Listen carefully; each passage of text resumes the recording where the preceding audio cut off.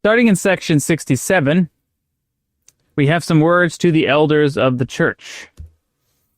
Behold and hearken, O ye elders of my church, who have assembled yourselves together.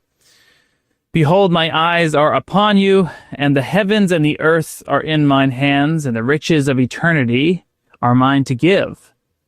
Ye endeavored to believe that ye should receive the blessing which was offered unto you.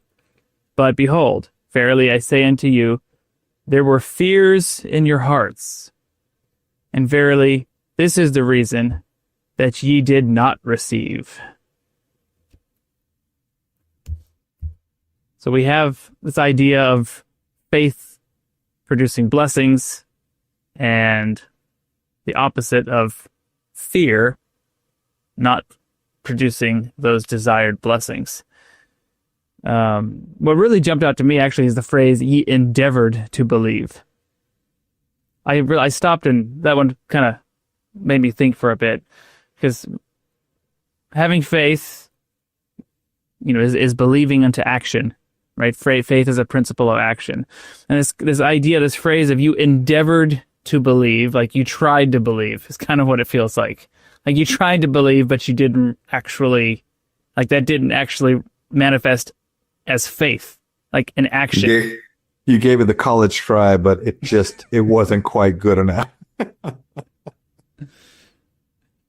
So the opposite was produced, which is what the scriptures refer to as fear.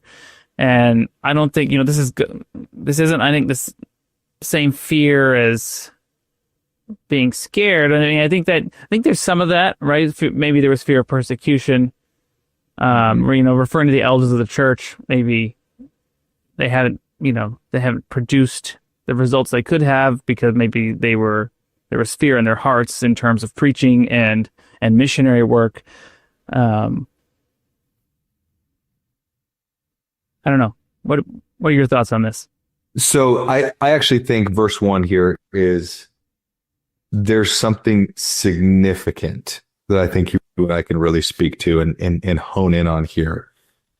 The Lord is giving us some really cool insight into his method of operation here, which I think can be very transformative to us.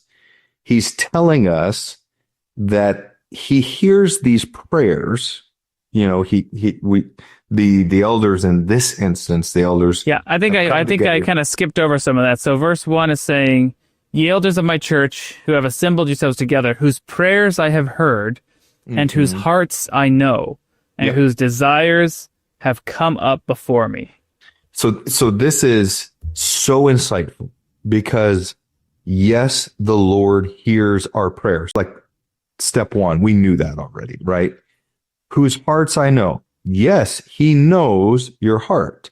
He knows if if you have a pure heart, if you're righteous, or if you have good intentions, or not, if you're trying to be deceptive, Hit that like button, leave us a comment, subscribe to the channel. We really appreciate it. They may seem like little things, but liking, commenting, it helps the algorithm push our content out to more people. So it's our small way of sharing the gospel in a social media age.